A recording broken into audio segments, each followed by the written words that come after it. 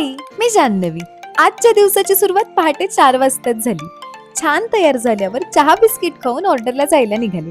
आजच्या ब्राईडचा first look करण्यासाठी मला आधी रत्नागिरी जवळच्या जाकादेवी या गावाला जायचं होतं. खंडाळ्याहून निघाल्यावर अर्ध्या तासातच मी ऑन द वे असलेल्या जाकादेवी या गावाला पोहोचले. ही आहे आजची फर्स्ट ब्राईड मिताली आणि तिचा बिफोर लुक. सगळ्यात आधी हेअर प्रिपरेशन करून मी मेकअपला सुरुवात केली.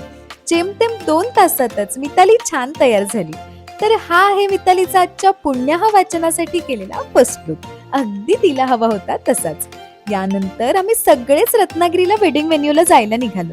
पाऊण तासातच रत्नागिरीत पोहोचल्यावर रत्नागिरीतली फेमस गोपाळची मिसळ खाल्ली. मग ब्राईडच्या हेअरस्टाईलसाठी लागणारी फ्रेश फुलं घेतली आणि आजचं फर्स्ट लोकेशन रत्नागिरीतील सावन पॅलेसला आलो.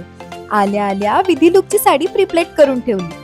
नंतर गडबड नको म्हणून सगळी ज्वेलरी सेट करून ठेवली. पण झालं असं, पुण्यहा वाचन आणि लग्नापूर्वीचे काही विधी आटपून यायला मितालीला जरा वेळ लागला आणि आल्यावर आम्हाला विधी लुक साठी जेमतेम 10 मिनिटच मिळाली.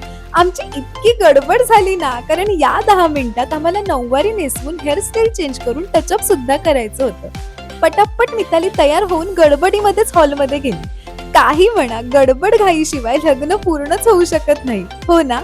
पुढे सगळे विधी आटपून मिताली रिसेप्शन लुक साठी आली. तर हा होता मितालीचा विदिन साठी केलेला सेकंड लुक. यानंतर पुन्हा जेमतेम 15 मिनिटातच मितालीला रिसेप्शन साठी तयार केलं. तर हा आहे मितालीचा आजचा लास्ट रिसेप्शन साठी केलेला थर्ड लुक. पुढे दोघंही छान तयार झाल्यावर कपल एंट्री झाली आणि रिसेप्शनला सुरुवात झाली. मग आम्ही लंच करून सेकंड लोकेशनला जायला निघालो. आजचं सेकंड लोकेशन होतं रत्नागिरीतील मराठा भवन हॉल. इकडे शिवानीला रिसेप्शन साठी तयार करायचं होतं. ब्राईड येईपर्यंत मी माझी वॅनिटी सेट करून घेतली.